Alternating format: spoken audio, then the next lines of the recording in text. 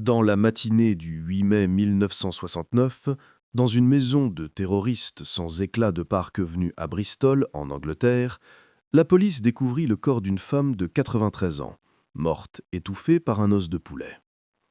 Les voisins ne la connaissaient que sous le nom de Mrs. Danis, une vieille dame discrète, d'une élégance fanée, qui vivait modestement avec sa gouvernante. Ce qu'ils ignoraient, c'est que cette frêle femme, retrouvée morte dans des circonstances si humbles, avait autrefois été l'une des figures les plus puissantes et scandaleuses de la haute société britannique. Elle était Almina Herbert, 5e comtesse de Carnarvon, la femme dont l'immense fortune finança la découverte de la tombe de Toutankhamon et qui inspira le personnage de la comtesse de Grantham dans Downton Abbey. Mais derrière le vernis scintillant de la respectabilité aristocratique se cachaient des décennies de secrets choquants, d'activités illégales et de compromissions morales qui auraient détruit des mortels moins solides. De sa naissance controversée, enfant illégitime, au scandale de chantage, procès pour adultère et rumeurs chuchotées d'avortements illégaux pratiqués dans ses cliniques privées, l'histoire d'Almina ressemble au plus sombre des mélodrames victoriens. Le rapport de police de ce matin de mai signalait que la modeste maison ne contenait que quelques vestiges d'une grandeur passée. Un cadre en argent avec l'image d'un château magnifique, des lettres fanées attachées par un ruban, et une boîte à bijoux remplie uniquement de faux bijoux. Pourtant, cette même femme avait autrefois possédé des trésors Rothschild inestimables, commandé la loyauté des rois blessés, et tenu entre ses mains le pouvoir de faire ou de défaire des réputations dans les cercles londoniens les plus exclusifs. Avant de poursuivre l'histoire de Lady Almina Carnarvon, abonnez-vous et dites-nous en commentaire de quelle ville ou de quel État vous nous regardez, car ce récit d'ambition à l'américaine, mêlé à l'aristocratie britannique, va vous choquer jusqu'au cœur. La femme morte seule à Bristol ce jour de printemps avait autrefois obtenu la loyauté de soldats blessés, la dévotion d'hommes puissants et la crainte de l'élite aristocratique de Londres. Son ascension et sa chute représentent l'une des sagas les plus extraordinaires et troublantes des annales de l'aristocratie britannique. Une histoire qui révèle comment la corruption et la tromperie peuvent prospérer même dans les milieux les plus respectables, et comment la quête du pouvoir et de la respectabilité peut finalement consumer ceux qui sacrifient leur âme pour l'obtenir. À l'heure d'or de l'Angleterre victorienne, quand le soleil ne se couchait jamais sur l'Empire britannique et que les privilèges aristocratiques semblaient aussi éternels que les pierres de l'abbaye de Westminster, peu d'institutions paraissaient plus solides que les grands domaines de campagne. Highclere Castle, dans le Hampshire, avec son architecture néo-gothique imposante et ses 2000 hectares immaculés, incarnait ce monde apparemment inébranlable du pouvoir héréditaire et de la richesse sans fin. Les murs de pierre couleur miel du château avaient vu défiler des générations de la famille Herbert, des chevaliers médiévaux aux hommes politiques géorgiens, chaque génération ajoutant sa propre couche au prestige et au pouvoir accumulé de l'estate. Pourtant, sous le vernis poli des conversations de salon et des dîners somptueux, la réalité était bien plus précaire. Dans les années 1890, nombre des plus grandes demeures britanniques chancelaient au bord de la ruine financière, leurs nobles propriétaires pris au piège entre le coût écrasant de l'entretien de leur résidence ancestrale et les attentes sociales rigides qui leur interdisaient de se tourner vers le commerce. La dépression agricole entamée dans les années 1870 avait dévasté les revenus locatifs, colonne vertébrale de la richesse aristocratique, tandis que la hausse des coûts liés à l'entretien de vastes foyers, des jardins immenses et de calendriers mondus ruineux créait une crise économique qui menaçait la survie même du système héréditaire. Highclere nécessitait à lui seul plus de 80 domestiques pour fonctionner correctement. Du majordome qui supervisait la hiérarchie complexe de la maison, au jardinier qui entretenait les parterres formels, la facture annuelle de charbon s'élevait à des milliers de livres, tandis que les frais de réception, indispensables au maintien du rang social, pouvaient ruiner une famille en une seule saison. La grande bibliothèque, avec ses volumes reliés de cuir et ses manuscrits précieux, demandait un entretien constant et un contrôle climatique dont le coût annuel dépassait ce que gagnait en une décennie la plupart des familles de la classe moyenne. Dans ce monde de magnificence désespérée, naquit un arrangement inhabituel qui allait lier trois vies dans une toile de secret, d'ambition et finalement de destruction. La figure centrale de ce drame n'était pas née dans la noblesse, ni même dans la légitimité. Mais son histoire allait remodeler les fondations même d'un des comtés les plus prestigieux d'Angleterre. Cet arrangement allait défier toutes les certitudes sur le sang, les lignées et les sources du véritable pouvoir dans la société britannique. Londres, dans les années 1870, vibrait de l'énergie de l'Empire et de l'industrie, une ville où traditions anciennes se heurtaient chaque jour aux forces révolutionnaires du capitalisme moderne. L'aristocratie traditionnelle se retrouvait contrainte de partager l'espace social avec des barons des vailles, des magnats des mines et des dynasties bancaires dont les fortunes surpassaient celles des comtes et des ducs dont les familles régnaient sur les comtés anglais depuis des siècles. L'élite londonienne obéissait à des règles impitoyables, à la fois rigides et étonnamment flexibles. Le sang déterminait tout. Le scandale signifiait la mort sociale. Et les femmes, quelle que fût leur intelligence ou leur ambition, n'existaient principalement que pour servir les intérêts des hommes qui contrôlaient leur destin. Pourtant, même dans ces contraintes, certains individus trouvaient le moyen d'accumuler un immense pouvoir, mais souvent au prix de sacrifices dont l'ampleur n'apparaissait que des décennies plus tard. Le secret résidait dans la compréhension que la société victorienne, malgré ses prétentions morales, était fondamentalement transactionnelle. La réputation pouvait s'acheter, la position sociale se négocier, et même les institutions les plus sacrées pouvaient être manipulées par ceux qui en comprenaient les mécanismes cachés. Les maisons bancaires de la City de Londres représentaient une nouvelle forme d'aristocratie, fondée sur l'acuité financière plutôt que sur l'ancien lignage. Ces institutions commandaient des ressources qui rendaient presque dérisoire la richesse aristocratique traditionnelle, et leur influence s'étendait bien au-delà du commerce, jusque dans la politique, la société et même les affaires de guerre et de paix. Parmi ces princes modernes, nul n'était plus énigmatique ou influent que Alfred de Rothschild, héritier de la légendaire dynastie bancaire qui a remodelé la finance européenne grâce à une combinaison de richesses sans précédent et une discrétion tout aussi inédite. Célèbre pour ses réceptions fasteuses dans son manoir de Mayfair, Seymour Place, Alfred évoluait avec aisance entre les mondes de la haute finance et de la haute société, organisant des dîners où des ministres discutaient de politique avec des ambassadeurs étrangers, tandis qu'actrices et chanteuses d'opéra fournissaient des divertissements qui repoussaient les limites de la respectabilité victorienne. Son revenu annuel dépassait celui de la plupart des princes allemands et sa collection d'art rivalisait avec celle des grands musées européens. Pourtant, malgré sa fortune et ses relations, il demeurait un outsider pour la noblesse héréditaire, un homme qui pouvait presque tout acheter, sauf une chose, l'acceptation incontestée au cœur du pouvoir aristocratique britannique. Cette exclusion n'était pas seulement sociale, elle reflétait des angoisses plus profondes concernant la transformation de la société britannique. Les anciennes certitudes du sang et de la naissance cédaient devant la puissance brute de la richesse industrielle et financière. Et nulle part n'était cette transition plus visible que dans les négociations matrimoniales qui gouvernaient la société aristocratique. Les vieilles familles se voyaient contraintes de choisir entre la survie financière et la pureté sociale, tandis que des dynasties nouvellement riches comme les Rothschild cherchaient à acheter par le mariage la légitimité que des siècles de succès bancaire n'avaient pas pu leur donner. C'est Alfred qui allait orchestrer l'arrangement extraordinaire qui donna légitimité à un enfant illégitime, sauva un comte ruiné et jeta un scandale sur une génération de la société britannique. Les conséquences de ces machinations allaient résonner dans les couloirs de Highclere Castle pendant près d'un siècle, laissant derrière elles une traînée de secrets que certains auraient tués pour protéger et que d'autres seraient morts pour révéler. Ce qui avait commencé comme une simple transaction, de l'argent contre du statut, allait évoluer en quelque chose de bien plus complexe et dangereux, un système de dépendance mutuelle et de corruption partagée qui finirait par consumer tous ceux qui y étaient impliqués. Les circonstances de la naissance d'Almina Victoria Mary Alexandra Wombwell, le 14 avril 1876, étaient enveloppées dans ce genre d'obscurité délibérée que la société victorienne avait perfectionné lorsqu'il s'agissait d'affronter des vérités dérangeantes. Les registres officiels soigneusement conservés dans les archives de la paroisse Saint-Georges, à Mayfair, indiquaient que ses parents étaient le capitaine Frédéric Charles Wombwell, homme d'affaires et officier retraité de l'armée britannique, et sa femme française Marie Boyer. Mais ces documents, comme tant d'autres éléments de la vie d'Almina, représentaient une fiction savamment construite destinée à dissimuler une réalité bien plus complexe et moralement ambiguë. Marie Boyer Wombwell était une femme d'une beauté extraordinaire et de circonstances aussi exceptionnelles. Elle incarnait les dynamiques sociales complexes qui allaient définir l'entière existence de sa fille.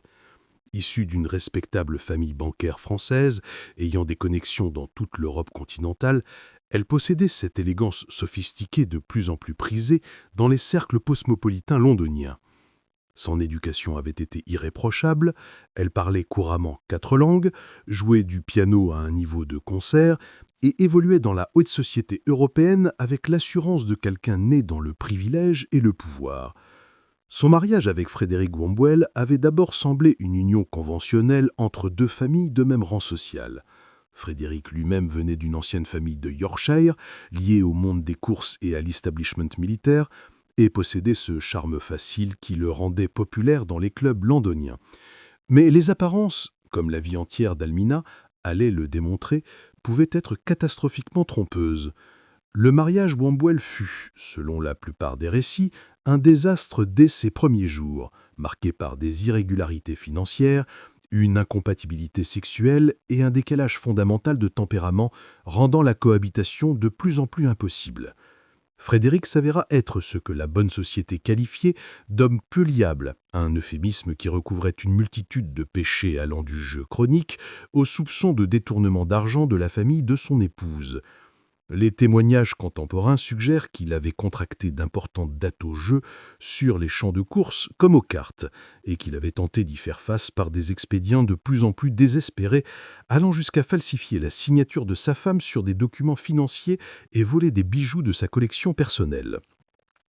La situation fut aggravée par son alcoolisme qui passa de l'excès mondain à ce qui serait aujourd'hui reconnu comme une dépendance sévère.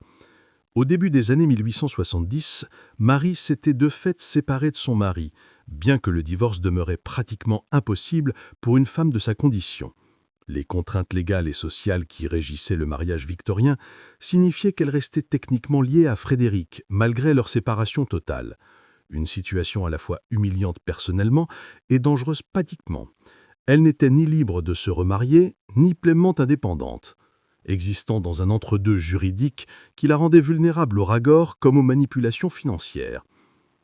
C'est durant cette période de crise conjugale qu'elle se lia à Alfred de Rothschild, alors en passe de devenir l'une des figures financières les plus influentes de Londres.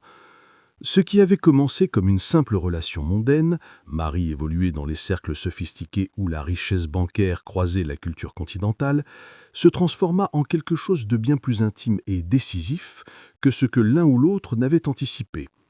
Alfred, célibataire endurci qui n'avait jamais montré d'intérêt pour le mariage, semblait fasciné par l'intelligence, la sophistication et l'élégance européenne de Marie. La relation qui se développa entre Alfred et Marie obéissait aux codes complexes régissant les liaisons extra-conjugales parmi l'élite victorienne. Officiellement, ils entretenaient la fiction que leur lien n'était qu'amical et intellectuel. Alfred fut présenté comme le conseiller financier de Marie, puis comme le parrain de sa fille, des titres qui offraient une couverture sociale à une relation que tout le monde comprenait, mais que personne ne pouvait reconnaître ouvertement. En réalité, Alfred devint le principal soutien de Marie, lui fournissant une maison à Mayfair, une rente annuelle généreuse et un accès à des cercles sociaux qui lui auraient été fermés en tant qu'épouse séparée. Plus révélateur encore, il manifestait un intérêt extraordinaire pour son bien-être, dépassant largement ce que l'on pouvait attendre d'un simple ami. Les archives bancaires contemporaines montrent des paiements réguliers et importants de son compte personnel pour couvrir les dépenses du ménage de Marie, allant des salaires des domestiques aux frais de réception somptueuses. Il lui offrit aussi bijoux, œuvres d'art et autres objets de luxe qui firent d'elle l'une des femmes les plus élégantes de Londres, malgré sa situation sociale précaire. Lorsque Marie annonça sa grossesse à la fin de 1875, le moment présentait à la fois une crise et une opportunité qui allait définir le reste de leur vie. Frédéric Wombwell étant officiellement encore son mari, il offrait une couverture légale à la légitimité de l'enfant, protégeant toutes les parties du scandale social qui aurait résulté de l'aveu public d'un adultère. Mais ceux qui connaissaient la situation savaient bien que la petite fille née en avril ressemblait peu à l'homme dont elle portait le nom. Almina possédait plutôt les traits délicats et l'intelligence vive qu'on remarquait également chez Alfred de Rothschild. Son prénom inhabituel, une combinaison qui semblait faire référence à aux 2 parents sans reconnaître clairement aucun des deux, constituait un autre indice pour ceux assez fins pour en comprendre la signification. Plus révélateur encore fut l'intérêt immédiat et intense d'Alfred pour le bien-être du bébé, dépassant largement ce que l'on pouvait attendre d'un simple ami. L'arrangement issu de cette situation délicate allait définir toute la vie d'Almina. Une façade soigneusement construite de respectabilité, masquant une réalité faite de secrets, de manipulations financières et d'une quête implacable d'ascension sociale. Alfred devint son tuteur officieux et bienfaiteur, l'inondant de cadeaux et d'attentions, tout en maintenant la fiction qu'il ne faisait qu'assumer son rôle de parrain. Frédéric Womwell, sans doute compensé pour sa discrétion, joua son rôle de père lointain avec la résignation d'un homme depuis longtemps dépossédé de tout contrôle sur son destin. Mais même enfant, Almina semblait comprendre que sa position était précaire et que sa survie dépendait de sa capacité à naviguer dans les tromperies qui entouraient sa naissance. Ceux qui la connurent dans ses premières années décrivaient une fillette d'une précocité inhabituelle, dotée d'une capacité presque inquiétante à lire les situations sociales et à les manipuler à son avantage. Elle apprit très tôt que la survie dans son monde ne dépendait pas de la vérité ou de la vertu, mais de la gestion habile des apparences et du soin apporté à cultiver de puissants alliés. L'aspect le plus troublant de cet arrangement était à quel point il normalisait le mensonge comme mode de vie. Almina grandit en sachant que son existence reposait sur des mensonges sur sa filiation, sur la situation financière de sa famille et sur la véritable nature des relations qui gouvernaient son univers. Cette immersion précoce dans la duplicité allait s'avérer à la fois sa plus grande force et sa perte ultime, lui donnant les compétences nécessaires pour atteindre un succès social extraordinaire, tout en créant le cadre psychologique qui finirait par la mener à sa destruction. À l'approche de ses 17 ans, en 1893, l'édifice soigneusement construit de sa jeunesse commença à révéler à la fois ses forces et son instabilité fondamentale. Sous le patronage fastueux d'Alfred de Rothschild, elle avait été transformée d'enfant illégitime à la parenté douteuse en l'une des débutantes les plus recherchées de Londres. Son éducation avait été impeccable, assurée par des précepteurs privés, choisis autant pour leur discrétion que pour leur qualification. Elle parlait français, allemand et italien couramment, jouait du piano à un niveau quasi professionnel et possédait une compréhension sophistiquée de l'art, de la littérature et de la musique qui impressionnait même les observateurs les plus blasés. Sa garde-robe, supervisée personnellement par Alfred et confectionnée par les couturiers les plus exclusifs de Londres, était somptueuse, bien au-delà de ce qu'a pouvaient prétendre la plupart des filles légitimes de l'aristocratie. Les célèbres robes Worth, les bijoux Cartier et les accessoires somptueux qui accompagnaient ses apparitions dans les événements mondiaux les plus prestigieux représentaient un investissement dans son avenir que aucun père, légitime ou non, n'aurait été prêt à consentir. Plus important encore, ses relations sociales avaient été soigneusement cultivées grâce à l'influence d'Alfred, lui ouvrant les portes des plus hauts cercles de la société britannique. Pourtant, sous cette surface scintillante, des courants plus sombres commençaient déjà à couler avec une intensité croissante.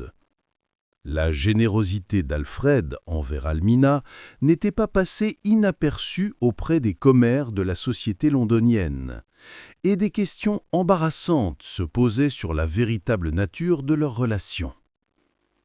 Certains chuchotaient que l'intérêt d'Alfred pour la jeune fille était plus que paternel. Une suggestion qui, bien que presque certainement fausse, soulignait la précarité de la position d'Almina et la menace constante de scandale qui pesait sur son identité sociale soigneusement construite. D'autres observateurs spéculaient plus justement sur sa véritable filiation, notant non seulement les ressemblances physiques frappantes entre le banquier et sa prétendue filleule, mais aussi les arrangements juridiques inhabituels qui régissaient son éducation. Les dossiers judiciaires de l'époque montrent qu'Alfred avait constitué une série complexe de trusts et d'instruments financiers destinés à pourvoir à l'avenir d'Almina. Des montages allant bien au-delà de ce que tout parrain traditionnel aurait été amené à créer. Ces rumeurs auraient pu rester de simples potins de salon, mais elles se combinaient à des angoisses plus larges quant à la transformation de la société britannique dans les années 1890. Les anciennes certitudes du sang et des origines cédaient devant la puissance brute des richesses industrielles et financières. Et nulle part cette transition n'était plus visible que sur le marché matrimonial qui gouvernait la société aristocratique. Les jeunes hommes d'ancienne lignée se retrouvaient à courtiser les filles des barons du chemin de fer et des magnats des mines, tandis que comtes et vicomtes appauvris calculaient la valeur précise des fortunes américaines et bancaires avec la froide précision de négociants en matières premières. La saison sociale de 1893 fut particulièrement remarquable par le grand nombre de mariages motivés par des considérations financières qui faisaient la une des journaux, et par la discussion de plus en plus ouverte des calculs économiques gouvernant les unions aristocratiques. Des familles qui autrefois pouvaient choisir des conjoints selon la lignée et la compatibilité sociale se trouvaient désormais forcées de prioriser l'avantage financier au-delà de toute autre considération, donnant lieu à des unions répondant à la nécessité économique, mais créant de nouvelles formes de tensions sociales et de malheurs personnels. C'est dans cette atmosphère de désespoir à peine dissimulé et de transformation sociale que George Edward Stanhope Molyneux Herbert, futur 5e comte de Carnarvon, fit son entrée dans l'histoire d'Almina. Né en 1866 dans l'une des familles les plus distinguées d'Angleterre, Herbert incarnait tout ce que l'aristocratie britannique était censée représenter.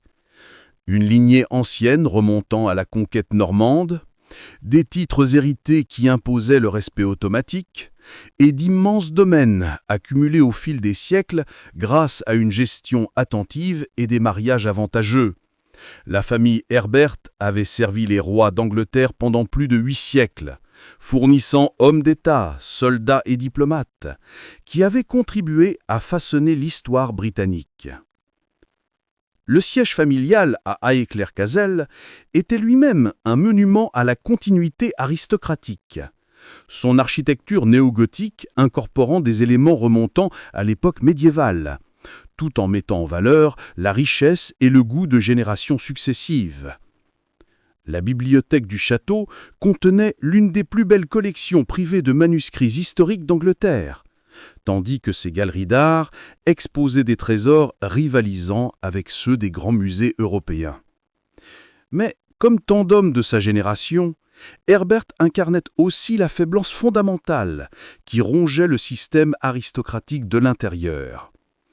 Ces problèmes étaient, sur la surface, déprimamment typiques de sa classe et de sa génération. Il avait passé sa jeunesse dans les activités aristocratiques approuvées. Jeux dans les clubs exclusifs de St. James Street, courses à Ascot et Newmarket, et diverses formes de divertissement coûteux, considérées comme essentielles pour maintenir une position sociale, sans pour autant se préoccuper de la gestion de son héritage, ni de la santé financière à long terme de ses domaines. L'ampleur de la responsabilité financière d'Herbert était stupéfiante, même au regard des standards de sa génération. Les documents contemporains suggèrent que, vers la vingtaine, il faisait face à des dettes dépassant 200 000 $, une énorme somme équivalente à des millions aujourd'hui. Les coûts courants de Highclere-Castle à eux seuls consommaient plus que ce que ces terres pouvaient générer, tandis que ses dépenses personnelles en jeux, courses et autres formes de divertissement avaient atteint des niveaux menaçant la survie même de son ancien comté. Plus inquiétante que sa simple irresponsabilité financière étaient les rumeurs sur le caractère et la conduite personnelle d'Herbert. Ceux qui le connaissaient bien décrivaient un homme de peu de fibres morales et d'appétit troublant, dont le charme extérieur masquait des défauts de caractère fondamentaux, le rendant indigne des responsabilités de sa position.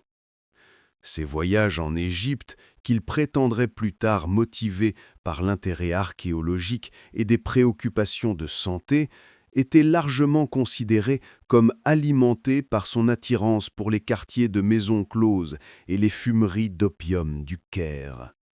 Des médecins de la haute société le traitaient discrètement pour ce qu'ils appelaient des malades continentaux. Un euphémisme pour des maladies sexuellement transmissibles contractées au cours de ses aventures orientales. Les traitements étaient à la fois coûteux et durables, suggérant que l'état d'Herbert était sérieux et que ses comportements étaient profondément enracinés. Plus inquiétantes encore étaient les implications de son état pour tout mariage futur, puisque les maladies qu'il avait contractées pouvaient se transmettre à une épouse et éventuellement aux enfants nés d'une telle union. Pire encore étaient les rumeurs entourant le comportement d'Herbert envers les femmes de sa propre classe sociale. Plusieurs familles influentes avaient discrètement retiré leurs filles des événements sociaux lorsqu'Herbert devait y assister, et au moins une jeune femme avait été rapidement mariée à un lord écossais mineur suite à un incident impliquant Herbert qui ne fut jamais expliqué publiquement, laissant sa famille exiger réparation immédiate et menaçant d'ostracisme social quiconque continuerait à fréquenter Herbert. C'est sur ce terreau de besoins mutuels et de compromis moral qu'Alfred de Rothschild commença à orchestrer ce qui allait s'avérer l'un des mariages arrangés les plus réussis et finalement destructeurs de l'histoire victorienne. Herbert avait désespérément besoin d'argent, non seulement pour payer ses dettes actuelles, mais pour maintenir le style de vie et la position sociale exigée par son titre.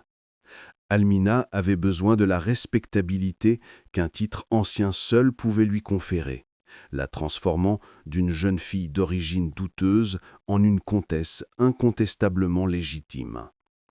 Alfred, de son côté, cherchait à sécuriser la position de sa filleule tout en faisant avancer ses propres ambitions sociales par le lien avec l'un des plus anciens comtés d'Angleterre.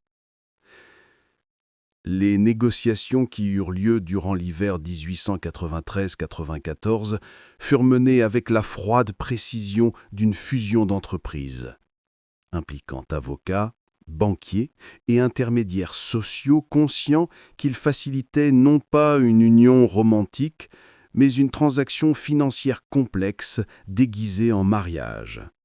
Les termes de l'arrangement, une fois finalement convenus, étaient stupéfiants par leur portée et leurs implications. Alfred accepta de fournir une dot qui solderait toutes les dettes existantes d'Herbert et assurerait un revenu annuel suffisant pour entretenir Highclere Castle et ses domaines associés dans le style qui convenait. En échange, Herbert épouserait Almina et lui fournirait la position sociale que sa naissance irrégulière lui refusait, la traitant avec le respect et les égards dus à une comtesse légitime et veillant à ce que tout enfant né d'une telle union soit élevé comme un membre incontesté de la famille Herbert. Ce que personne n'avait anticipé, ou peut-être ce que les trois parties choisissaient d'ignorer, c'était à quel point cet arrangement corromprait complètement les trois participants, déclenchant une chaîne d'événements qui finirait par les consumer tous dans un réseau de tromperie, d'exploitation et d'autodestruction, s'étalant près des 3/4 de siècle. Le mariage d'Almina Wambuel avec George Herbert, 5e comte de Carnarvon, le 26 juin 1895, fut célébré par la société londonienne comme un triomphe de l'amour romantique sur la convention sociale. Les journaux rapportèrent diligemment la beauté éthérée de la bridée, la lignée distinguée du mari et la magnificence de la cérémonie à St. Margaret's, Westminster, où l'élite de l'aristocratie britannique s'était réunie pour être témoin de ce qui semblait être l'union parfaite entre l'ancienne noblesse et l'élégance moderne. Le petit déjeuner nuptial à Seymour Place fut décrit dans des détails extasiés, avec une attention particulière portée aux arrangements floraux élaborés, à la porcelaine Rothschild inestimable et à la présence de membres de la famille royale parmi les invités. Ce que les journaux ne rapportèrent pas, et ce que la plupart des invités ignoraient ou choisissaient d'ignorer, furent les négociations bien plus sinistres qui avaient rendu ce mariage possible, ou les schémas de comportement déjà troublants qui apparaissaient dans le triangle complexe de relations qui régissait maintenant la vie à Highclere Castle. Le certificat de mariage lui-même, bien que légalement valide, représentait peut-être la plus onéreuse des fraudes matrimoniales victoriennes, un document transformant la dépendance financière en accomplissement romantique apparent et l'ambition sociale en apparence d'affection mutuelle. Dès le départ, le mariage carnarvonien fut moins l'union de deux personnes que l'arrangement commercial complexe impliquant trois parties aux intérêts fondamentalement incompatibles et aux besoins de plus en plus désespérés. Alfred continua d'exercer une influence énorme sur les finances du couple, rendant de fait Alma et Herbert dépendants de sa bonne volonté et de son approbation continue.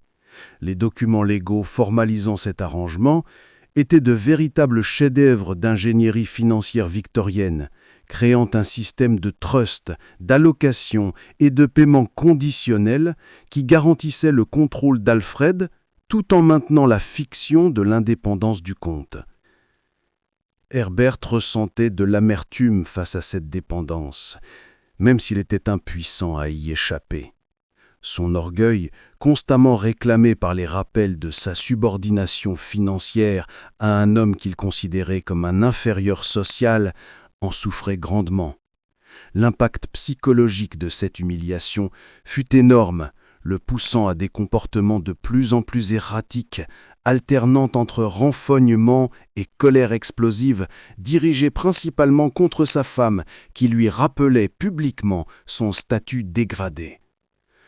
Pendant ce temps, Almina se retrouvait prise entre la loyauté envers son bénéfacteur et les exigences de son nouveau rôle de comtesse, une position qui l'obligeait à maintenir la fiction d'un mariage fondé sur l'affection sincère, tout en gérant simultanément le réseau complexe d'obligations financières et sociales qui gouvernait réellement son existence. La tension liée au maintien de ces multiples déceptions commença à se manifester presque immédiatement. On nota sa propension croissante à un comportement contrôlant et son malheur évident, malgré son triomphe social apparent. La dynamique psychologique de cet arrangement s'avéra extraordinairement toxique pour les trois participants. La faiblesse naturelle et la lâcheté morale d'Herbert furent exacerbées par son humiliation financière, le poussant à chercher des compensations par des comportements de plus en plus imprudents qui repoussèrent les limites de la conduite aristocratique acceptable. Ces voyages en Égypte se firent plus longs et plus fréquents, et les récits qui revenaient en Angleterre suggéraient des activités dépassant largement la simple recherche archéologique ou les soins de santé. Des témoignages contemporains d'expatriés britanniques au Caire décrivent Herbert comme une figure familière des quartiers les plus douteux de la ville, où des gentlemen européens pouvaient s'adonner à des plaisirs impensables dans la société londonienne. Les maisons closes, les fumeries d'opium et les salles de jeu, fréquentées par une clientèle fortunée, devinrent les repères principaux d'Herbert, et son comportement dans ces établissements était rapporté comme si excessif qu'il choquait même les tenanciers blasés qui servaient la demande internationale. Plus troublant encore étaient les rapports selon lesquels Herbert aurait commencé à s'impliquer dans des activités frôlant l'illégalité, notamment le commerce illicite d'antiquités qui prospérait en Égypte à cette époque. Plusieurs sources contemporaines suggèrent que les activités archéologiques ultérieures d'Herbert servaient en partie de couverture à un engagement continu dans la contrebande d'artefacts anciens, un commerce lucratif mais dangereux qui le mit en contact avec certains des personnages les plus peu reluisants de la Méditerranée orientale. Pendant ce temps, Almina découvrit que sa nouvelle position de comtesse, tout en lui fournissant la respectabilité sociale qu'elle désirait ardemment, comportait son propre lot de contraintes et d'attentes, souvent en conflit avec son intelligence naturelle et son ambition. Le rôle d'une comtesse victorienne était essentiellement cérémonial, consistant à un tour ininterrompu d'obligations sociales qui exigeaient des dépenses énormes, mais offraient peu de véritable pouvoir ou influence. On attendait d'elle qu'elle reçoive, patronnât les œuvres appropriées et servît d'ornement à la position sociale de son mari. Mais on la découragea d'exprimer des opinions indépendantes ou de poursuivre des intérêts pouvant paraître peu féminins ou déplacés. La frustration occasionnée par ces contraintes commença à se manifester par un comportement de plus en plus contrôlant envers son personnel domestique, son cercle social et finalement envers quiconque entrait dans son champ d'influence. Des domestiques de Highclere commencèrent à rapporter des épisodes de colère explosive pour des infractions mineures, et plusieurs employés de longue date quittèrent leur poste, citant les exigences impossibles de la comtesse et son tempérament imprévisible. Plus inquiétant encore furent les rumeurs qui se mirent à circuler sur la vie privée du couple et la véritable nature de leur relation. Les visiteurs de Highclere remarquaient la tension visible entre mari et femme, la manière soigneuse dont ils évitaient les conversations privées et le malheur évident d'Almina malgré son succès extérieur. Les réceptions élaborées que le couple organisait étaient décrites comme brillamment orchestrées, mais d'une certaine façon creuses, dépourvues de la chaleur et de la spontanéité qui caractérisent les foyers vraiment heureux. Ce qui était le plus préoccupant, cependant, résidait dans les questions qui commencèrent à entourer la filiation des enfants du couple, en particulier leur fils Henri, né le 7 novembre 1898. La naissance d'Henri Herbert aurait dû être un moment de célébration pour la famille Carnavhan, assurant la succession et fournissant un héritier pour perpétuer la vieille lignée Herbert. Le baptême somptueux, célébré dans la chapelle privée de Highclere, fut assisté par des représentants de la famille royale et salué comme un triomphe de la continuité aristocratique. Au lieu de cela, l'événement devint la source de nouvelles anxiétés et de spéculations murmurées qui entraient la famille pendant des générations. Ceux qui virent le nourrisson remarquèrent immédiatement qu'il ressemblait peu à ses parents officiels, possédant au contraire une pigmentation plus foncée et des traits faciaux distinctifs que les observateurs associaient à l'ami proche du comte, le prince Victor d'Ulipsing, fils du Maharaja déposé de Lahore. Le prince Victor, filleul de la reine Victoria et figure éminente de la société londonienne, avait été le compagnon le plus proche d'Herbert depuis leurs années communes au collège d'Eton. Un homme d'un charme et d'une sophistication extraordinaire, il possédait ce genre d'attrait exotique qui le rendait populaire dans les salons où les gentlemen anglais conventionnels étaient jugés ennuyeux. Ses visites fréquentes à Highclere avaient été notées par les commères bien avant la naissance d'Henri, notamment la manière dont sa présence semblait transformer l'attitude d'Almina, allant de l'anxiété nerveuse à un bonheur manifeste. Les implications de ces observations étaient étouffantes pour tous les intéressés. Si le prince Victor était effectivement le père d'Henri, cela voulait dire que l'héritier du comté de Carnavhan n'était pas un Herbert au sens strict, mais l'enfant illégitime d'un prince indien.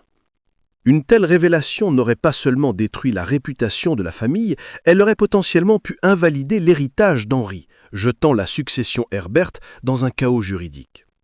Plus immédiate était la menace que l'Earl lui-même eut connaissance de la situation et s'en servit comme levier dans ses relations de plus en plus complexes, tant avec sa femme qu'avec son bienfaiteur. Des éléments contemporains suggèrent que Herbert connaît en effet l'infidélité de sa femme et choisit de l'ignorer pour des raisons aussi calculées que lâches. La richesse et les connexions sociales du prince faisaient de lui un allié valorable à une époque où Herbert avait désespérément besoin de soutien financier et de protection sociale. Le revenu annuel du prince Victor, tiré de ses domaines indiens, combiné à la généreuse allocation fournie par le gouvernement britannique, faisait de lui l'un des plus riches célibataires de Londres.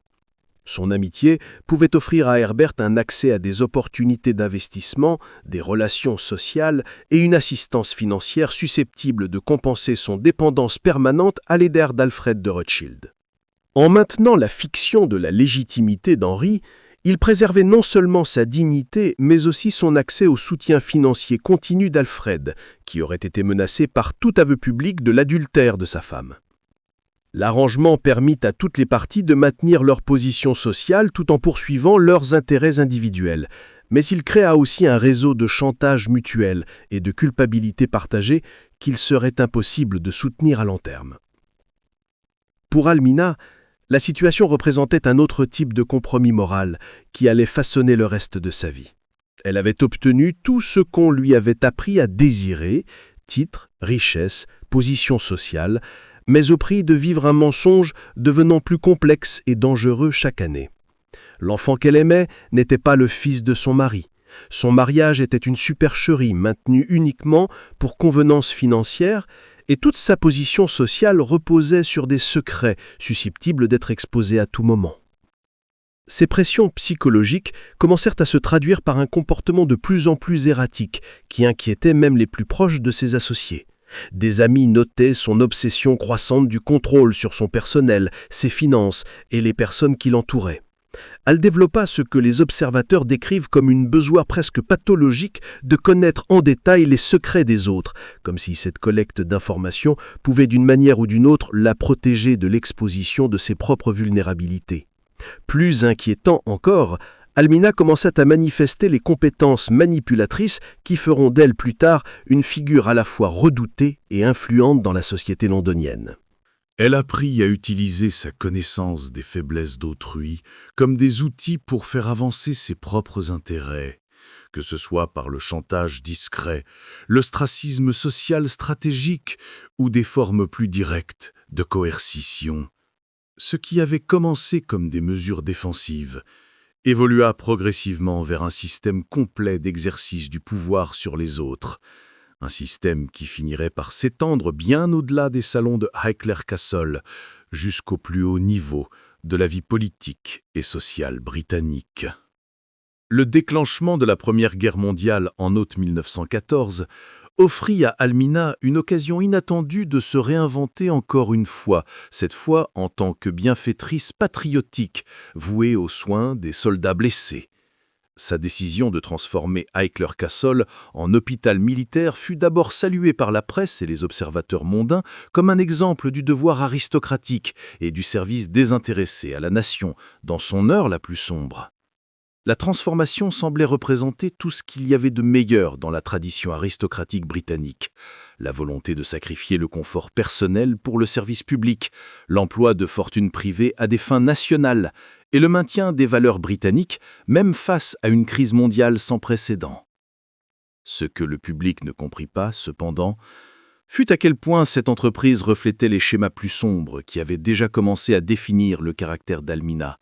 Le besoin d'un contrôle absolu sur tous ceux qui l'entouraient, la manipulation des nobles causes à des fins personnelles et l'exploitation systématique d'individus vulnérables qui se retrouvaient dépendants de sa charité.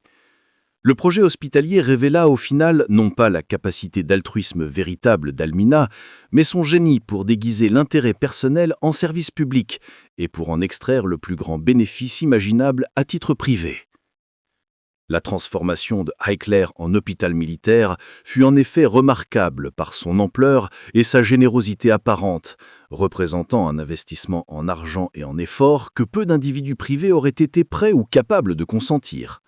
Almina ne ménagea aucune dépense pour créer ce qui fut sans doute l'établissement médical le plus luxueux de Grande-Bretagne. Des blocs opératoires modernes équipés des instruments chirurgicaux les plus récents, des chambres individuelles pour chaque patient, garnies de linge et de mobilier de qualité, et un niveau de confort bien supérieur à celui des hôpitaux militaires ordinaires. Les grandes salles du château furent converties en services qui ressemblaient davantage à des suites d'hôtels de grand luxe qu'à des installations médicales. Les patients dormaient dans des lits ayant accueilli auparavant des visiteurs royaux et prenaient leur repas sur de la porcelaine ornée des armoiries familiales des Harbert. On recruta des infirmières venues des hôpitaux les plus prestigieux de Londres, tandis qu'une équipe de chirurgiens renommés prodiguait des soins que la pratique privée de Harley Street aurait enviés. Les blocs opératoires disposaient des technologies médicales les plus avancées disponibles, incluant des appareils de radiographie et un éclairage électrique permettant des interventions 24 heures sur 24. Des officiers blessés dans les tranchées de France et de Belgique se retrouvaient ainsi en convalescence dans des décors d'un raffinement presque inimaginable, soignés par un personnel les appelant par leur grade militaire et servis des repas dignes des meilleurs restaurants londoniens. Le contraste avec les conditions brutales qu'ils avaient laissées sur le front était si saisissant que beaucoup de patients pensaient d'abord halluciner, incapables de comprendre comment ils avaient été transportés de l'enfer du front occidental à ce qui ressemblait à un palais aménagé pour leur confort et leur rétablissement.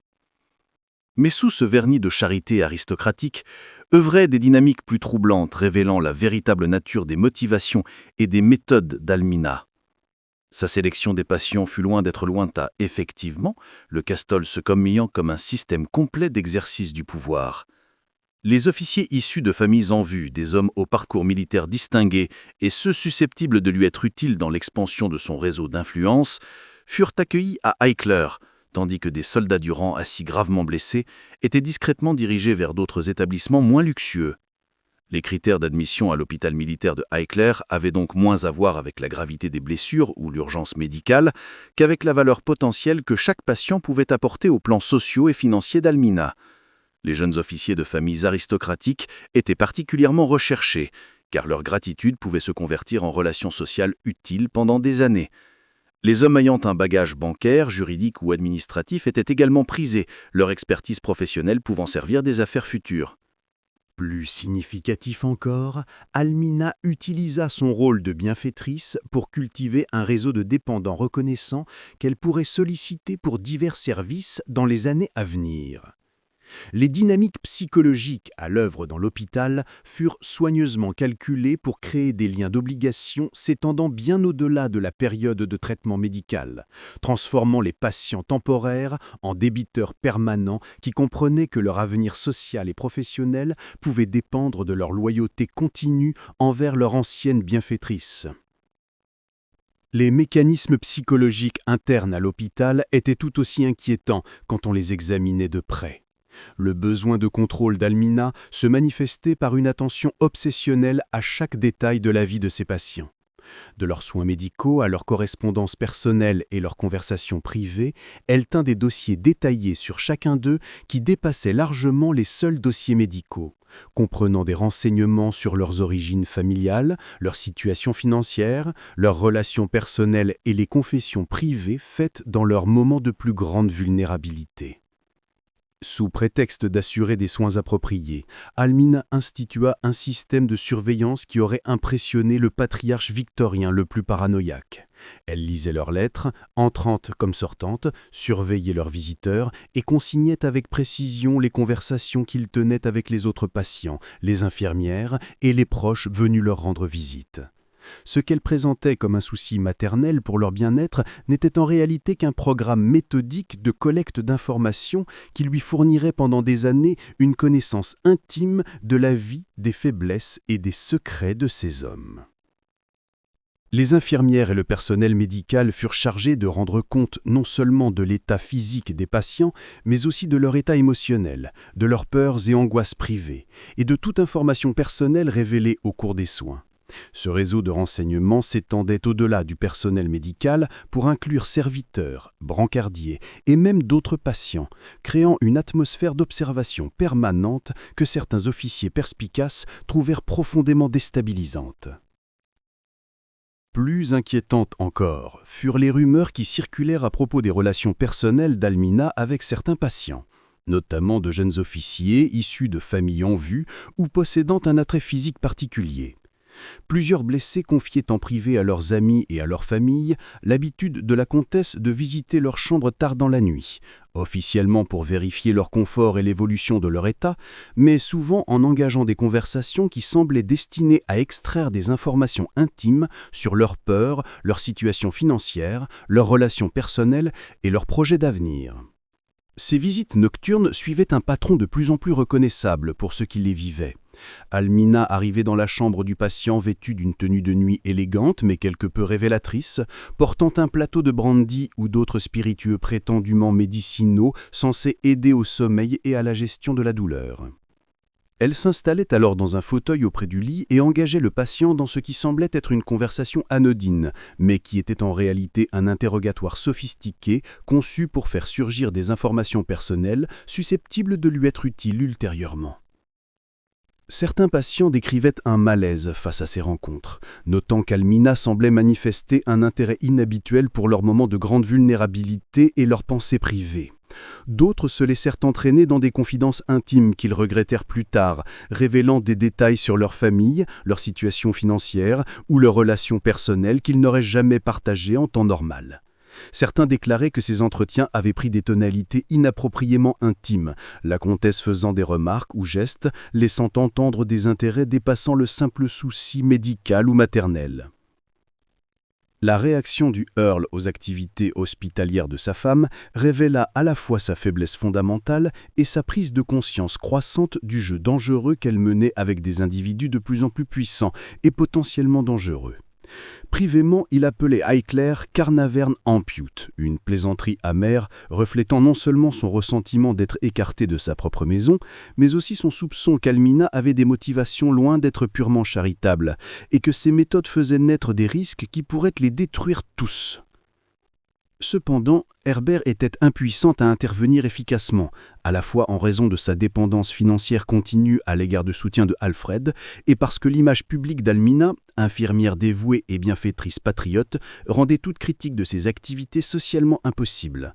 Toute tentative de remise en question de ses opérations hospitalières aurait été considérée comme un égoïsme antipatriote, et sa propre réputation de faiblesse et de compromission morale faisait que ses objections n'auraient pesé peu aux yeux de l'opinion publique ou des autorités gouvernementales. La situation devint encore plus complexe et potentiellement explosive lorsqu'Almina décida d'étendre ses activités à Londres, en ouvrant un second hôpital au 48 Bryanston Square, dans l'un des quartiers les plus prestigieux de Mayfair. Cet établissement, tout en étant plus modeste, fonctionnait avec encore moins de contrôle et devint le théâtre d'activités qui repoussait les limites de l'éthique médicale et de la probité légale d'une manière qui aurait choqué même les observateurs les plus blasés de la société londonienne. L'hôpital de Londres attirait une clientèle différente de celle de Highclere. Officiers étrangers, responsables gouvernementaux et civils fortunés, blessés lors de raids aériens ou d'autres incidents liés à la guerre. La situation de Bryanston Square, au cœur du quartier diplomatique londonien, en faisait un lieu de rassemblement naturel pour des visiteurs internationaux, créant des opportunités de renseignement et de trafic d'influence qu'Almina s'empressa d'exploiter. Des patients de Bryanston Square firent état de procédures médicales qui semblaient davantage destinées à extraire des informations qu'à favoriser la guérison, y compris l'usage de médicaments expérimentaux induisant des états de relaxation et de loquacité qui rendaient les patients particulièrement disposés à divulguer des renseignements sensibles sur leur gouvernement, opérations militaires ou situations personnelles. Certains décrivaient une impression d'avoir été drogués pendant leur traitement, éprouvant des périodes de confusion et d'amnésie rendant difficile le souvenir exact de ce qu'ils avaient dit ou fait dans leur séjour. Mais Henri n'héritait pas seulement du titre de son père. Il hérita aussi de sa faiblesse de caractère fondamentale, n'ayant ni la force ni le courage nécessaires pour confronter directement sa mère au sujet de ses méfaits, tout en étant incapable d'ignorer les preuves croissantes de sa criminalité potentielle. Le résultat fut une guerre froide entre mère et fils qui aboutirait finalement à la trahison la plus dévastatrice d'Henri. Une trahison qui détruirait tout reste de loyauté familiale et exposerait Almina à des conséquences juridiques et sociales qu'elle avait passé des décennies à tenter d'éviter. La situation devint infiniment plus complexe et dangereuse avec le remariage précipité d'Almina avec le lieutenant-colonel Ian Onslow Dennisden en décembre 1923, seulement 8 mois après la mort du comte de Carnaverne, une rapidité qui choqua même les observateurs mondains londoniens aguerris au scandale. Le mariage était clairement motivé par le désespoir plutôt que par l'affection, et représentait la tentative d'Almina d'obtenir protection et soutien auprès d'un homme dont la flexibilité morale et les besoins financiers faisaient à la fois un allié précieux et une responsabilité potentiellement catastrophique. Dennis était tout ce que Carnaverne n'avait été, jeune, beau, charmant, vigoureux physiquement et absolument dépourvu de scrupules moraux ou de contraintes éthiques. Il était également profondément endetté, récemment divorcé dans des circonstances scandaleuses et porteur de secrets qui faisaient de lui à la fois un atout et une extrême menace comme époux. Son dossier militaire, s'il paraissait superficiellement impressionnant, dissimulait un comportement récurrent qui avait maintes fois attiré l'attention de ses supérieurs pour des raisons étrangères à sa compétence professionnelle. Les circonstances de la cour d'Almina envers Dennis révélèrent l'étendue entière de sa corruption morale et sa volonté de s'engager dans des activités criminelles pour protéger sa position et avancer ses intérêts. Elle l'avait rencontré à Paris en 1920, 3 ans avant la mort de Carnaverne, à un moment où son mari se trouvait en Égypte, et elle séjournait ostensiblement en France pour des soins liés à son travail hospitalier.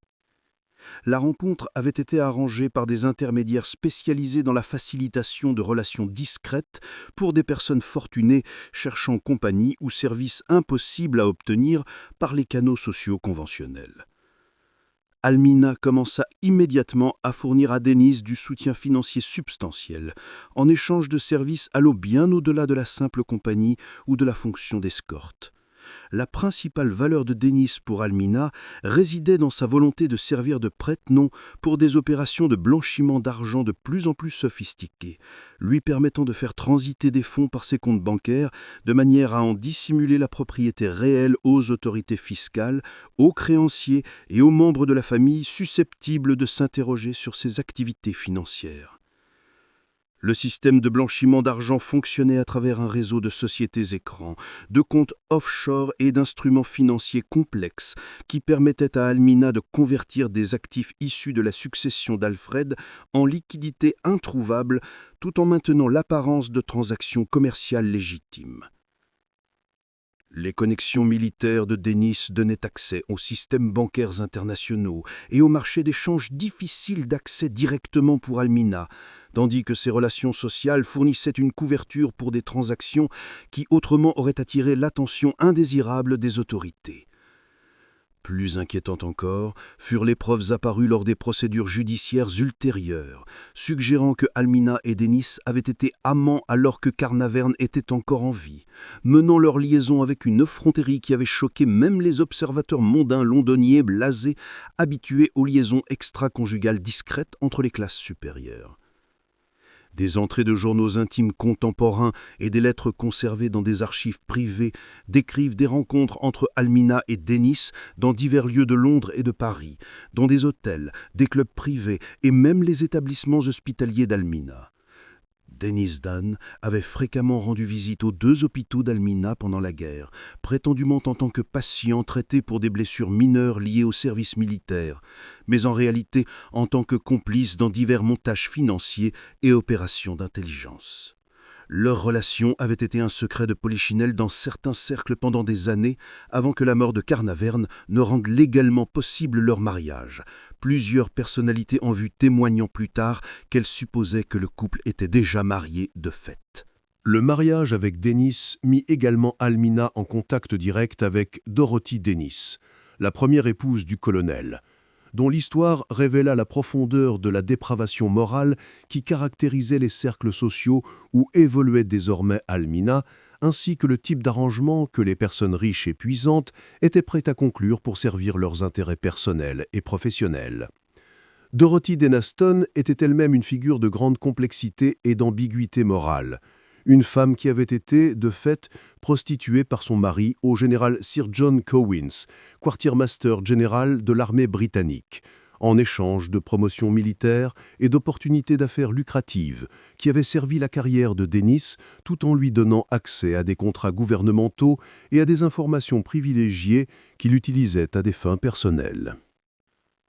L'arrangement entre Dorothy, son mari, et le général Cowins avait perduré pendant des années, durant et après la Première Guerre mondiale, Dorothy servant de maîtresse au général Cowins tout en restant légalement mariée à Dennis, une relation triangulaire qui procurait à tous les protagonistes satisfaction sexuelle, avantages financiers et avancement professionnel, tout en préservant une façade respectablement soigneuse qui les protégeait du scandale public.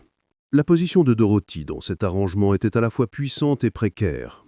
Elle détenait une connaissance intime de secrets gouvernementaux et d'opérations militaires, la rendant précieuse pour ses amants, mais la rendant aussi potentiellement éliminable si elle devenait gênante ou trop exigeante.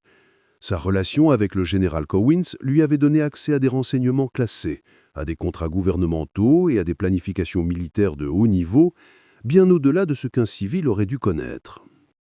Lorsque Dorothy apprit le mariage de Dennis Dunn avec la riche comtesse de Carnaverne, elle y vit une occasion de s'échapper de la dégradante situation qui avait défini sa vie d'adulte, tout en obtenant la sécurité financière qui la rendrait indépendante à la fois de son ex-mari et de son amant militaire. Sa demande d'aliments que Dennis avait promis mais jamais payé semblait à la surface une simple affaire d'exécution contractuelle et d'obligation conjugale. En réalité, la procédure judiciaire représentait une menace directe à l'ensemble du système de mensonges, de manipulation financière et d'activités criminelles qu'Almina avait construit autour d'elle au cours des 3 décennies précédentes. Dorothy connaissait parfaitement les arrangements financiers entre Dennis et Almina, notamment des informations relatives aux opérations de blanchiment d'argent, au montage d'évasion fiscale et à d'autres activités illégales susceptibles d'entraîner des poursuites pénales et des peines d'emprisonnement pour les protagonistes. Plus dangereuse encore, la relation intime de Dorothy avec le général Cowens lui avait donné accès à des renseignements gouvernementaux concernant les opérations hospitalières d'Almina pendant la guerre, y compris des rapports suggérant que ces établissements avaient été utilisés pour des activités d'espionnage, des procédures médicales illégales et d'autres formes d'entreprises criminelles dépassant largement le travail caritatif présenté au public. L'affaire judiciaire qui en résulta, Danis contre Danis Dunn, entendue en division du King's Bench de la Haute Cour en mars 1925, devint l'un des procès les plus sensationnels de la décennie, exposant non seulement les détails sordides de la prostitution arrangée de Dorothy et les contrats militaires corrompus ayant enrichi ses amants, mais aussi l'ampleur des crimes financiers, des compromissions morales et de l'exploitation systématique de personnes vulnérables orchestrée par Almina. Le procès dura 17 jours et suscita une couverture médiatique rivalisante avec celle des scandales royaux en matière d'attention publique et d'impact social. Sous serment, et confrontée à la menace de poursuites pour parjure, Almina fut contrainte d'admettre l'adultère, le blanchiment d'argent, l'évasion fiscale, l'exploitation systématique des soldats blessés à des fins personnelles et la participation à des procédures médicales illégales ayant endangeré la vie des patients ayant confié leurs soins à ces établissements. La révélation la plus dommageable provenait du témoignage de plusieurs anciens patients des hôpitaux d'Almina, qui décrivait un schéma systématique d'exploitation sexuelle, d'extorsion financière et de faute médicale, révélant que son œuvre caritative n'était en réalité qu'un écran pour une entreprise criminelle organisée. Des officiers blessés racontèrent avoir été contraints d'entamer des relations intimes avec la comtesse, d'avoir été victimes de chantage à l'aide d'informations recueillies dans leurs moments de vulnérabilité et d'avoir été forcés de participer à des opérations financières qu'ils ne comprenaient pas, mais qui venaient finalement enrichir Almina à leurs dépens. Encore plus choquants furent les témoignages concernant les maisons de convalescence londoniennes d'Almina, que plusieurs témoins décrivaient comme des façades pour des avortements illégaux, pratiqués pour des femmes riches désireuses d'éviter le scandale social et les poursuites pénales. Le docteur Harold Dendy, témoignant avec immunité contre d'éventuelles poursuites, révéla qu'Almina avait personnellement pratiqué des dizaines d'interventions illégales au sein de ses établissements médicaux, générant ainsi d'énormes profits, tout en mettant en grave danger la santé de ses patientes et les exposant au chantage en raison de leur recours à ces services illicites. Le verdict du jury dans l'affaire de Aston, techniquement une victoire pour Almina et son mari puisque les réclamations financières de Dorothy furent rejetées, eut encore un coup qui détruisit effectivement tout ce qu'elle avait mis une vie à bâtir, la rendant plus vulnérable à l'exposition et à la rétribution qu'à n'importe quel moment de sa longue carrière de tromperie et d'exploitation. Si la décision judiciaire lui fut favorable, le dommage à sa réputation fut catastrophique et irréversible, l'exposant à l'ostracisme social, à la ruine financière et à des poursuites pénales qui allaient marquer la fin de sa vie. Le coût financier immédiat seul fut énorme. Près de 400 000 $ de ses avoirs furent engloutis dans les frais juridiques, les coûts de procédure et les dépenses connexes, l'une des plus lourdes conséquences financières judiciaires de la décennie. Mais le préjudice réputationnel se révéla bien plus dévastateur que toute perte pécuniaire. La société londonienne qui avait toléré les excentricités d'Almina et fermé les yeux sur son comportement douteux, tant qu'elle conservait une apparence de respectabilité et rendait des services précieux à des personnalités influentes, l'ostracisa désormais complètement et définitivement. Les cercles sociaux qui jadis se disputaient son attention la traitèrent comme une paria. Anciens amis et associés prirent publiquement leur distance. Les invitations aux grands événements cessèrent d'arriver. Des associations caritatives la retirèrent discrètement de leurs conseils et listes de mécènes. Et même des commerçants, autrefois heureux de servir la comtesse de Carnaverne, exigèrent désormais un paiement comptant à l'avance. Plus dévastatrice encore fut la réaction de sa propre famille. et en particulier de son fils Henri, qui saisit les ennuis judiciaires de sa mère comme prétexte pour lancer sa propre enquête exhaustive sur ses activités financières et leur incidence sur le domaine de Carnaverne. Ce que Henri découvrit fut un schéma systématique de détournement, de fraude et de pillage d'actifs remontant sur des décennies et impliquant non seulement la mauvaise affectation de fonds fournis par Alfred de Rothschild, mais aussi le pillage systématique des collections d'art, des fonds de bibliothèque et d'autres biens précieux appartenant au domaine et non à Almina à titre personnel. L'enquête d'Henri révéla qu'Almina vendait depuis des années des trésors familiaux pour financer son train de vie personnel, ses activités hospitalières et ses efforts, de plus en plus coûteux, pour conserver sa position sociale et son influence politique. Des tableaux inestimables avaient été remplacés par de habiles contrefaçons, des livres rares et des manuscrits avaient été vendus à des collectionneurs privés, des bijoux de grande valeur avaient été systématiquement remplacés par des imitations en verre, qui pouvaient tromper une inspection superficielle mais étaient sans valeur réelle. L'ampleur du vol était stupéfiante, tant par son étendue que par son audace. Il ne s'agissait pas seulement de prendre de l'argent, mais de détruire systématiquement des siècles de patrimoine familial et culturel. Des objets appartenant à la famille d'Herbert depuis des générations, y compris des cadeaux de monarques et des artefacts d'une véritable importance historique, avaient été convertis en liquidités pour soutenir les ambitions personnelles et les entreprises criminelles d'Almina. En 1951, agissant sur des informations détaillées fournies par Henri et munies de preuves rassemblées par des détectives privés mandatés par le domaine, les services fiscaux portèrent formellement contre Almina des accusations d'évasion fiscale couvrant plusieurs décennies et réclamèrent le paiement d'arriérés d'impôts, pénalités et intérêts qui consommèrent le reste de sa fortune et la mirent face à la possibilité d'une poursuite pénale et d'une peine d'emprisonnement. L'affaire fiscale révéla la pleine sophistication des crimes financiers d'Almina. Comptes offshore, sociétés écrans et stratagèmes de blanchiment complexes qui lui avaient permis de dissimuler des millions de livres aux autorités fiscales britanniques tout en maintenant la fiction d'activités charitables et commerciales légitimes.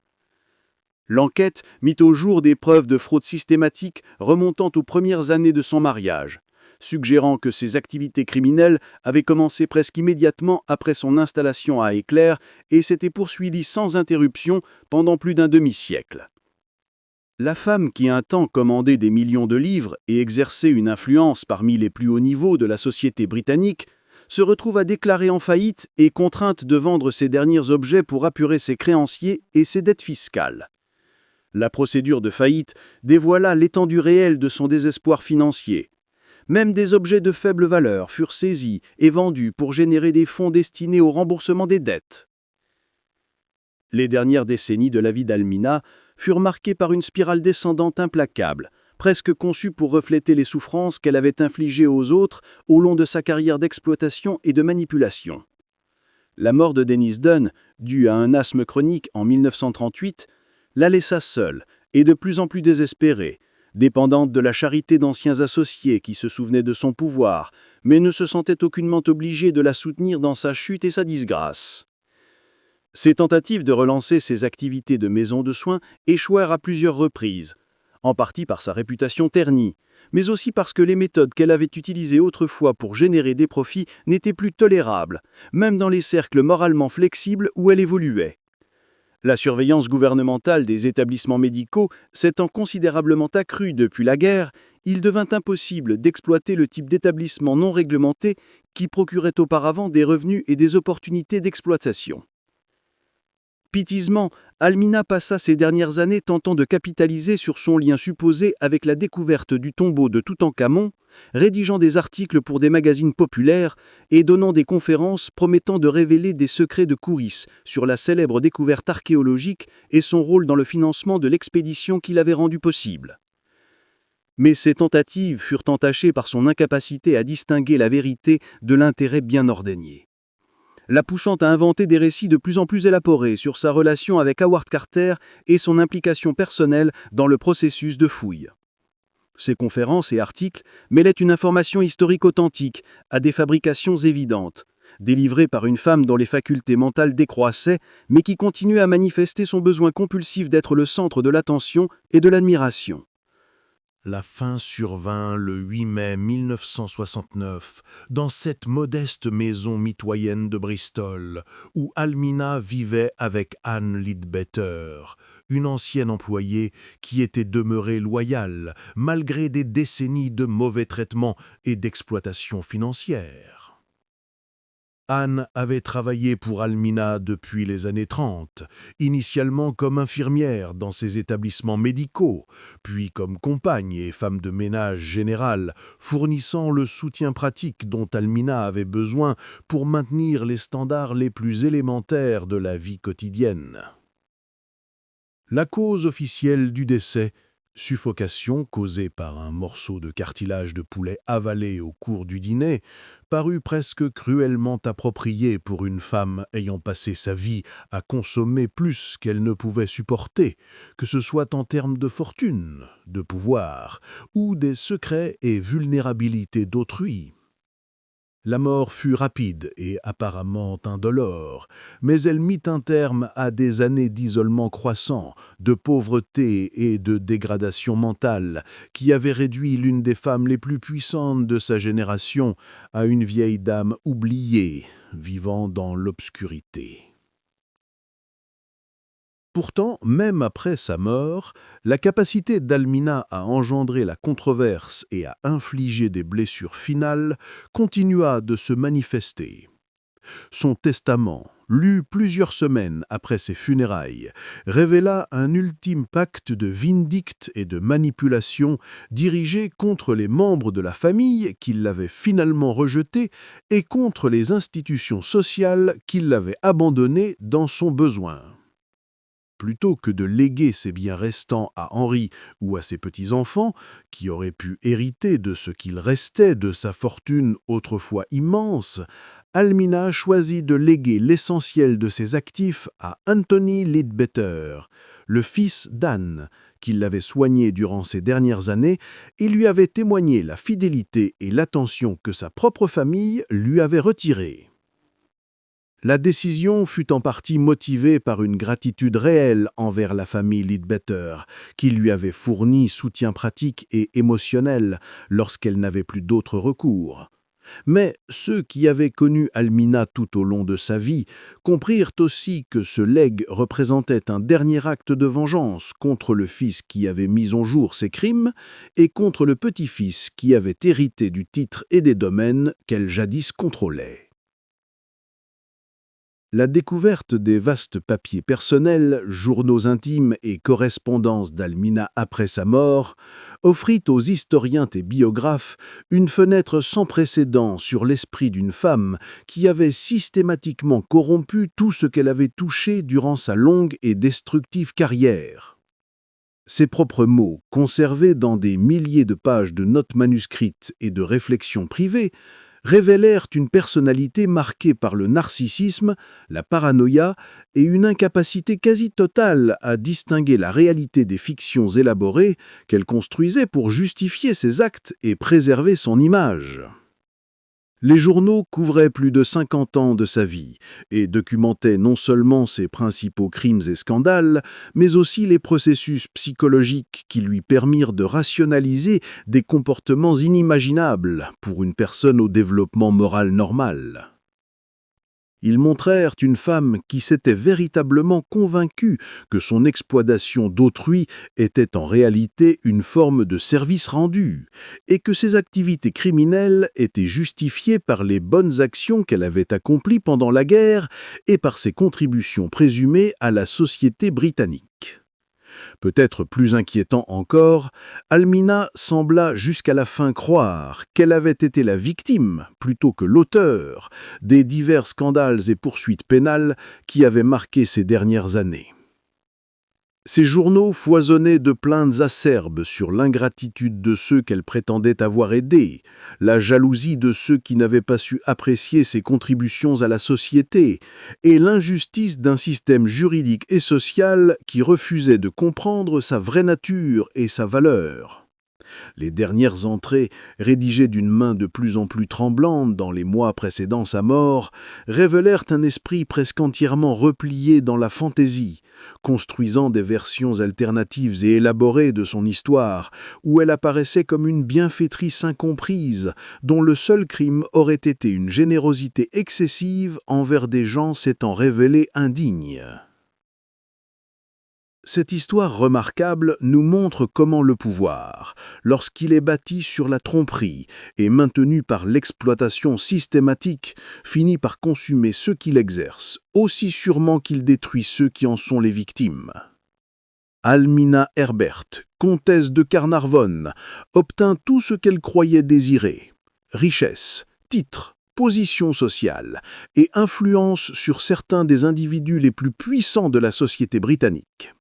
Mais en poursuivant ses objectifs par la corruption et le compromis moral, elle créa les forces mêmes qui allaient finalement la détruire.